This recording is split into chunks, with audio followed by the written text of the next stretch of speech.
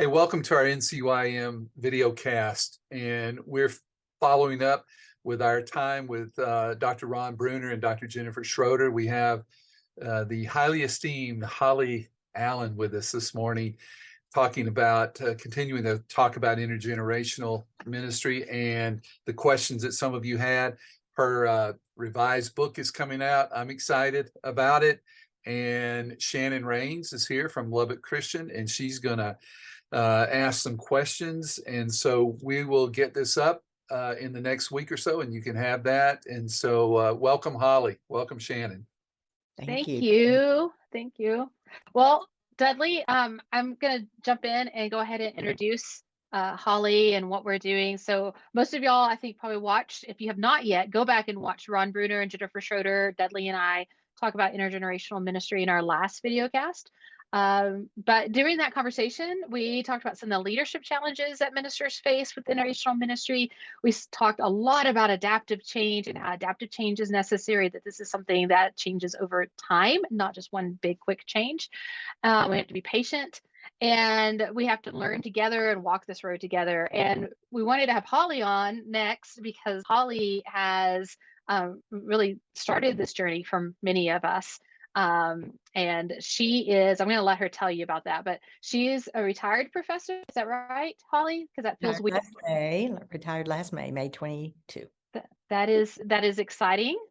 And it still feels weird, but you're a retired professor of family studies and Christian ministry from Lipscomb. And you are also our first recipient of the NCYM Children's Ministry Award, which, of course, was well deserved after all the years that you've advocated for children's ministry and especially intergenerational ministry in our churches. And about 11 years ago, not 20 years ago, like I said earlier today in a post, but 11 years ago, you co-authored the book Intergenerational Christian Formation, which has been foundational for most of us in ministry right now. And if you guys have not read that book, you need to pick up the second edition that will be released this June. So you can pre-order that on Amazon right now. I noticed that last night. But you, Christine Lawton, and Corey Siebel, is that how you say Corey's name? Bible rhymes with Bible. Bible. Ah, nice.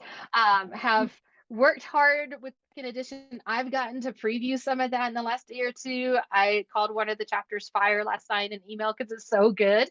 So I'm excited to have you here to tell us some about intergenerational ministry and what you have found over the last 11 years and what you'll be talking about in the second edition.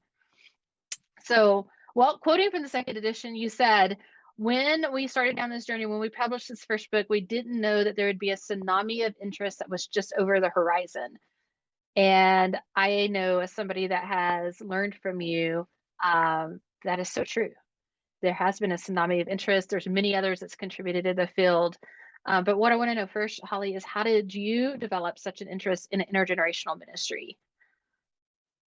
My first exposure, at least intentional exposure, was in 1993. We were part of a church plant in Abilene, Texas, and the leaders of that church, it was just 25 people to start with, but decided to have intergenerational small groups on Sunday evenings. And then, of course, we had one small group to start with, but it eventually grew over 4 years. It grew to about 700 people and about 25 small groups. Those groups were intentionally intergenerational. We met together on Sunday mornings and worshiped together, but much of the interpersonal ministry, the prayer, the encouragement happened really in those intergenerational small groups. I saw things I had never seen before in my many, many years in children's ministry and teaching Sunday school, leading children's church. I began to see children and youth began to minister to their parents, to other adults. It was kind of amazing. I began to see children and youth pray with and for each other, but also with and for their parents. Again, I thought, well, I've never seen this before. And I thought, well, when would I have ever seen this before? Because we simply were not together for these kinds of spiritually formative activities that happened in our small groups. And it sounds like it was only effective for the children or the teens, but it was really a hothouse. These small groups were hothouses for all of us for spiritual formation. And after 4 years, I was just determined to find out, what is it? What is it? And that drove all my doctoral work. My question was, my burning question, what is it about these intergenerational gatherings that's nurturing the spiritual development of all of us? So it was truly just it was a given question. It rose out of me, but I believe God placed it there. I think he's been calling lots of people into intergenerational ministry, but that was a burning question. What is it? Why is this so? So that's where it started, 1993 to 1997. Yeah, I think y'all left Abilene almost like right as I got there. So I was hearing about all this, and then later you did your doctoral work, and then I think it was David Ray came to me. He's like, "Oh, you got to read Holly Allen's stuff. You're going to really need to know this." And then you've kind of just always been there during my career, which is how I got the 20-year mark for the book. But you talked about and researched this for a long time before you got the chance to sit down with your co-authors and start articulating it in a book form. So when you decided to write your book, one of the first things you had to do is define intergenerational. What does it mean to be intergenerational? So what does that mean? Well, we have a definition in the book that I like. It's from Christine, my co-author's dissertation. But as I began to think about that question, I thought really involves two things. First, it's your outlook. It's your attitude. It's internal. What do when I say I want to be intergenerational, first you think, okay, why do I want to do that? Well, I want to engage and involve all of the gifts of all of the generations because we need them. The gifts of all the generations bless each other. They bless all of us. It grows the whole church. So that's the attitude or the outlook. But then that has to look like something to make that happen. I mean, we can have that outlook or that attitude and still meet separately forever. And we don't have opportunities to use those gifts intergenerationally. So the other part is how to implement intentional intergenerational ministry and experiences that bring the generations together and create opportunities to bless one another in ordinary life, in mentoring and cooking or anything, but also spiritually. So all of that, not just the spiritual piece and not just the practical piece, but all of it. So it involves the outlook, the attitude, but also the intentionality to make it happen, to make it look like something, to bring it about. Yeah, because so many churches, and I know from I'll just put in my own experience in serving in ministry, I would talk to our elders and I would cast this vision for what I was thinking was intergenerational. And I probably did have a little bit more of an idea of that at the time than my elders did. They were really still catching up. I'd been learning at your feet and others. But still, the way it would end up looking at practice is grown-ups and kids all in the same room, but not actually intentionally doing anything together, right? And so it's not truly intergenerational just to be in the same space together. It requires relationship and this intentionality to implement something new and different. So in the prologue of the second edition, you talked about watching and observing this in multiple settings. In fact, you said, I had observed and experienced multiple spiritual blessings, as had children, teens, and other adults in our setting, but I wanted to understand what I had seen and experienced. And that's what you were just describing to us a minute ago.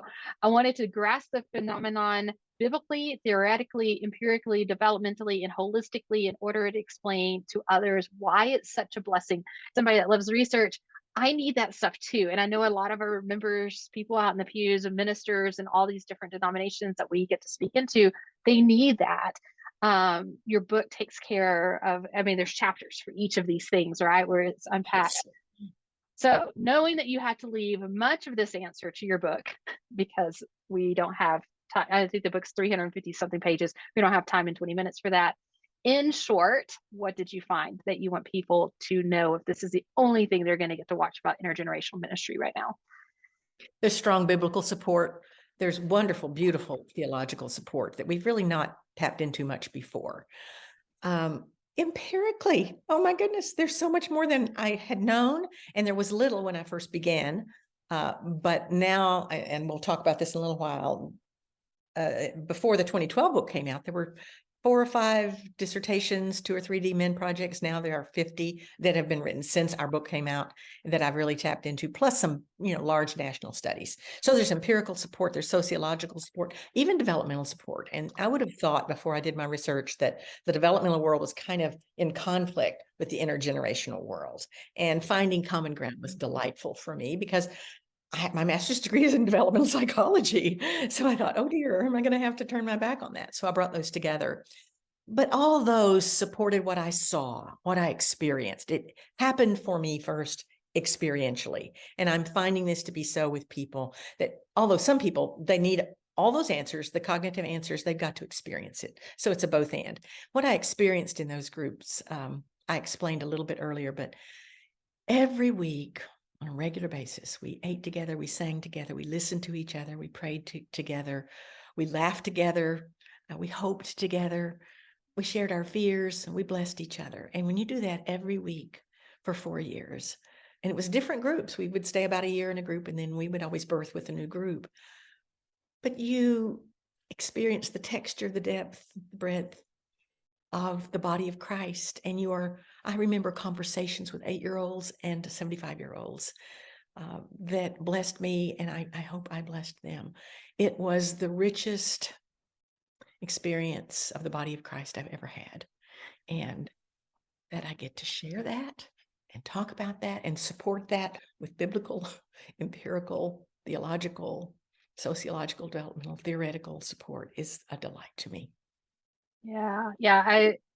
I'm imagining this kind of picture as you're talking about it, of these families intergenerationally gathered together, partially because I grew up in a church that was very, very small, so that's all we knew. Yeah, so some of us kind of came to this in a little different route. It's like we get to these big churches and like, why do we separate so much? But Mhm. not having anything other than experience behind it, not really being able to articulate why it's better to hold on to some of that from our past. That's part of what your work was able to help me to do. So it's not just nostalgia, it's not just I feel good about getting how I grew up. There's some things here that we're missing in this other way.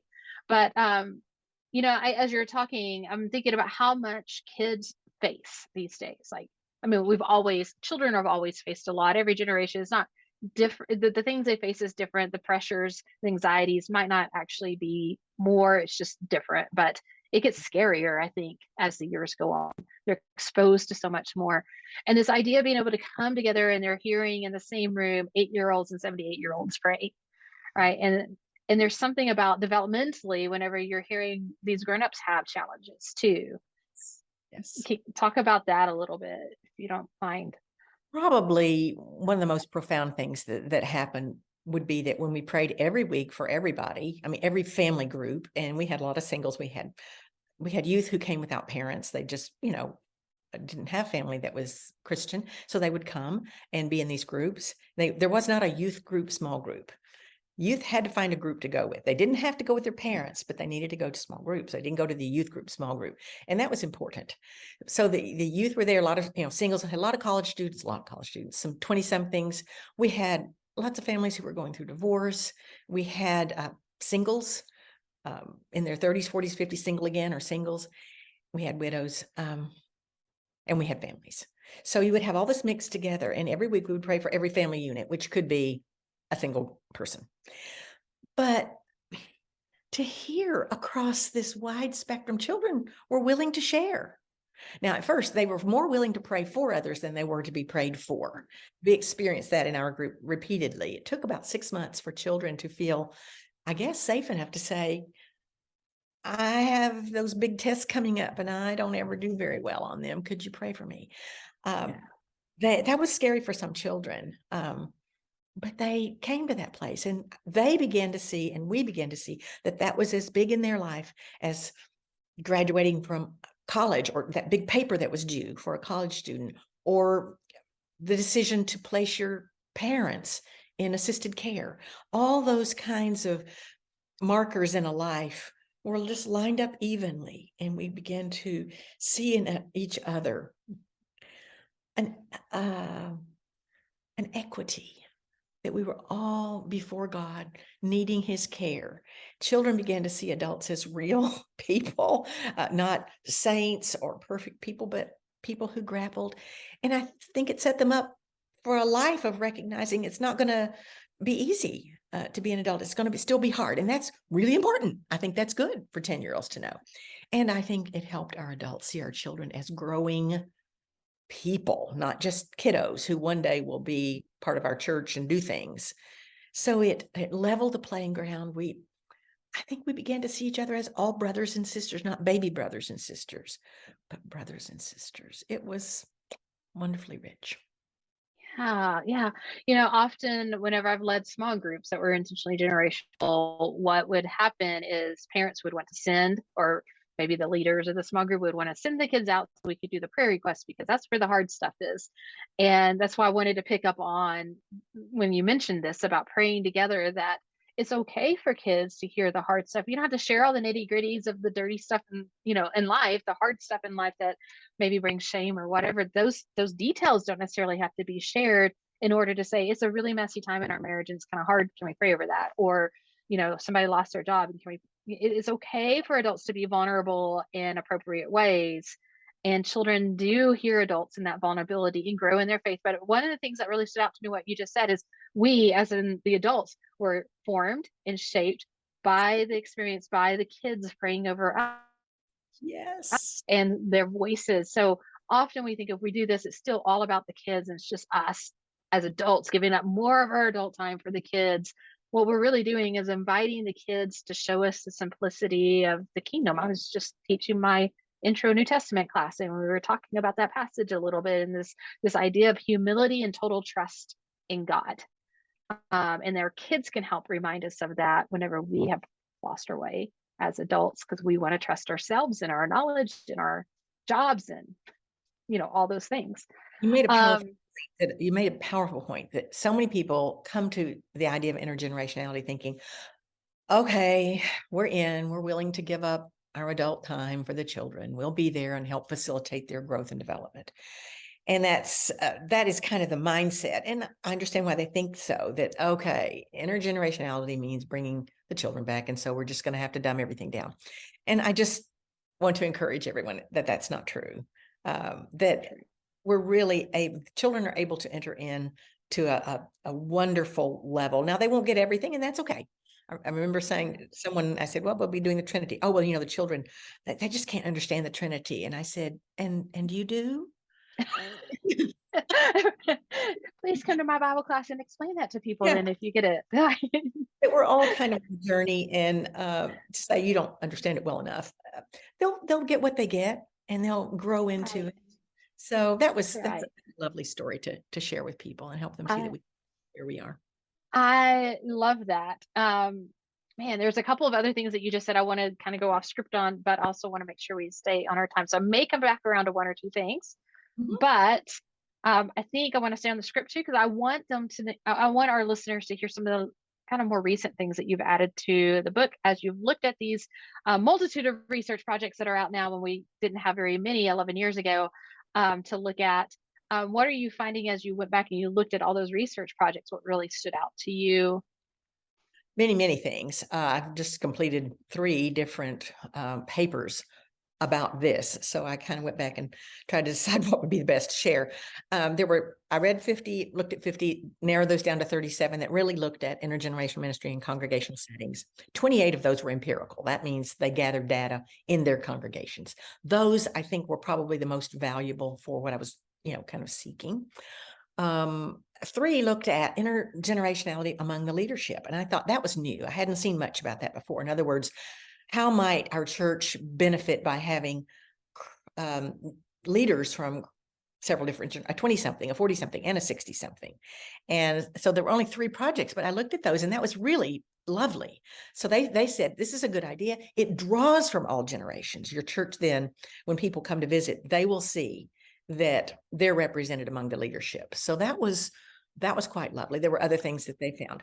Another interesting subset were those who looked at intergenerational relationships among the adults. We tend to think in terms of the kids and the adults, or the youth and the adults, or maybe bringing in the oldest people. But several looked at just that group of, the young adults, middle adults, older adults, saying they don't really know each other. They're kind of in their own bubbles.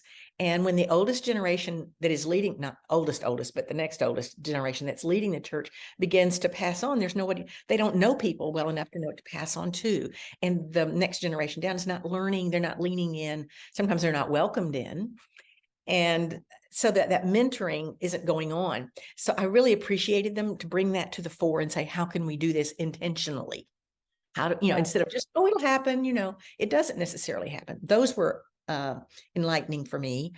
I loved the ones on intergenerational spiritual disciplines, how to do a small group with Lectio, small group with dwelling in the word, small group with imagining passage, that I've done with children or done with adults, but hadn't thought in terms necessarily of doing it across the generations.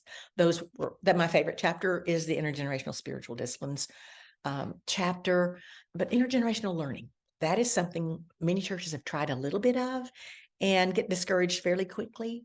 But I really love the work that's coming out on that, how to bring the generations together for learning. And of course, that can be integrated with the spiritual disciplines. In other words, you could do a Lectio and still call that study. Right, It's right, different. It's right. not the way we typically study in adult classes, but it's still a way to nurture all of us spiritually. So that is new and good and rich. I wouldn't recommend it all the time, but for 6 weeks or 6 sessions, or for a summer, or for Lent, or for Advent, or some special seasons of the year to do intergenerational Bible class. So these were some of the different slices of the pie. Some did look at intergenerationality in children, intergenerationality in youth. What did I leave out? Worship. I had 5 that looked at worship. You've already covered that a little bit, but those were all different, but they all said the same thing, that basically worshiping intergenerationally, when the whole body of Christ speaks the loudest, it has the biggest megaphone to say, we are an intentionally intergenerational church, and it has a better chance of pervading everything else that you do.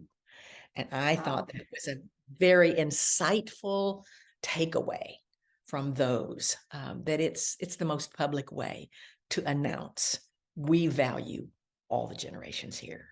Yeah. And that was just huge for me.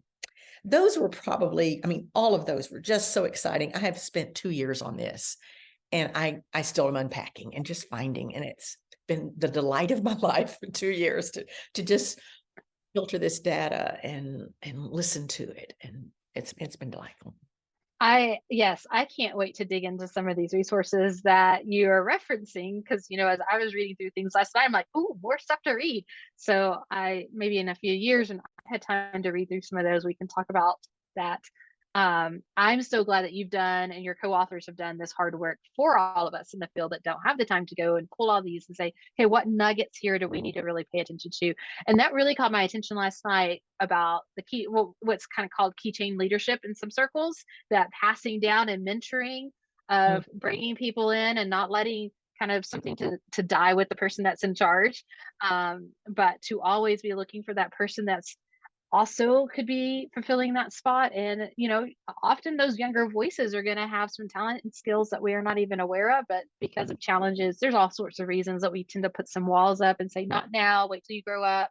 I watched this leading ministry as an adult with adults to adults, and just older adults that had been leading certain ministries that were like, but we don't want to invite the young people in, the 20s and 30s in. They weren't trying to do anything wrong. It wasn't coming from a bad place. That's what I'm trying to say.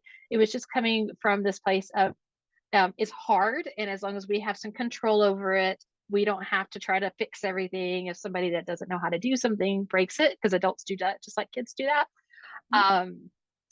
What happened though is, of course, those older adults would end up aging out, and then we had these people that didn't have any of that background. So it happens to, I love that you just brought up, this is not about just intergenerational ministry, adult to children.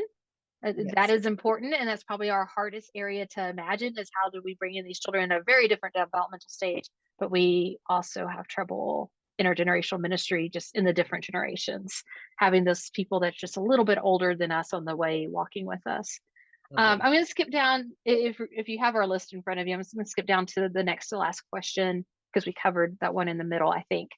So with Ron and Jennifer, we talked quite a bit about creating a culture of belonging and honoring the gifts and voices of children, and making certain that they felt welcomed and valued, which is what you were just talking about, is this idea of value and belongingness. So how have you seen this done well in churches pursuing a vision for intergenerational ministry? And I know that you may have just covered some of that, but I want to give you a chance to speak directly to that question in case. Yes. What does this look like, is what you're saying? Yes. We worship with Harpeth Hills Church of Christ in Nashville right now. We are planning an intergenerational Messianic Seder right on Passover. It turns out to be directly on Passover, the Wednesday before Easter. I have done this many, many times, in small groups of maybe as large as 40. This is congregation wide, and so we will have 200 or 300 people. The church is much larger than that, but we're assuming we'll have about 300 people. This is magnificent. I've done it, like I said, many times in smaller groups, but I always invite a family with children. I do it with my intergenerational course because I want my students to see it. So I always invite a homeschool family that, has kids at home during the day, and we will put it on. I'll have some other adults there. So we try to have all the generations. This will be memorable. It helps us say, this is who we are. This is who our God is. He has been at work in our lives. So that's one fabulous way to do this intentionally and uniquely. I've seen many churches do an intergenerational service project or travel to Ecuador or whatever and bring all the generations. Sometimes it's for the youth group. This is the youth group and the adults go as sponsors. And I would recommend it being we are going, because you will reach more people if we are doing the ministry. We're not here just to chaperone the kids. But I have seen wonderful intergenerational projects. A lot of churches feel overwhelmed to become intergenerational on everything they do, which, you really shouldn't try to do.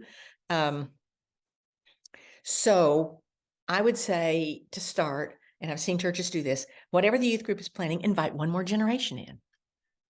Invite the middle schoolers in. Whatever if you're having trampoline night, invite the middle schoolers, not every week, but, or invite emerging adults. They were just in the youth group and they've sort of kind of lost their place, and let them come to trampoline night or whatever. Just invite one more generation, or if you have an Easter egg hunt at your church, invite specifically the oldest members who can come. They would take great delight in that. They often feel like, well, that's not about me. It's about the children and their parents. But to specifically invite one other generation for whatever you're doing. The church that we were part of in Arkansas before we moved to Nashville had about 70 people. The minister there said, we're going to have an intergenerational Wednesday night learning service. And he didn't even ask me. It was not my idea. So, people thought I had put him up to it. He decided to do it. We had everybody who came in the same room. The littlest children played in the floor. The oldest up to, we just had people in their 70s at that time. That's as old as we had. And then we had, kids in the youth group. We probably had 6 or 7 high schoolers and middle schoolers. We had about that many elementary kids and a few preschoolers, all there, all together. The children and the youth loved it. They loved being part of the adult learning environment. They enjoyed answering the questions and reading the scriptures. We did some enactments. They loved that. They loved their parents stepping into those roles. It was fabulous. I had never been in such an interactive cross-age learning environment. And, I'm really proud to say it wasn't my idea. I mean, somebody else did this. They didn't, and he did a great job. He said he didn't have any expertise in this, but he did a lovely job. Churches can do this. Now, churches of 800 would have a hard time doing that with 800, but you can do Think small. Yeah, you can do it one Sunday school class that's intergenerational, intentionally so, and have some other options who don't feel comfortable with that. I've seen magnificent intergenerational opportunities in almost every church we've been a part of, but primarily and predominantly, most events, most gatherings, most activities, most everything is age segregated. So I'm not saying throw it all out and do everything intergenerationally. I'm saying, how can you? What can you? What might it look like? Take a piece, go there. And that was one of the cautions of all these DMin projects, Doctor of Ministry projects. They said, don't try to go whole hog day one. Ease in. Recognize that it's a long journey. It's adaptive change, not technical change. You want people to buy in, you want to win them to it. It is a long journey, and you may have some losses along the way. It's possible some just can't go along for the journey, and that's hard. But that was, those were some of the cautions and challenges that they stated. But I've seen lots of lovely things over the years, and new things, exciting things, wonderful things. So I see churches leaning in that I didn't see before. 10 years ago, I didn't see that. Now I'm seeing churches lean in intentionally, saying, how do we do this? That's amazing. Well, Zoom is telling me that we're about to be kicked off. So that means we have to conclude our conversation. Thank you for giving some very practical examples, but I do want everybody to know, if you want more practical examples, the book has a lot of practical examples in it. So first edition, did you add new ones to the second edition? I didn't get that far into it last night, but there's some new examples in there as well. So even if you have first edition, you're going to want to go get the second edition at some point for those, and for the well, there's several new chapters in there that are very important that I think everybody needs to read.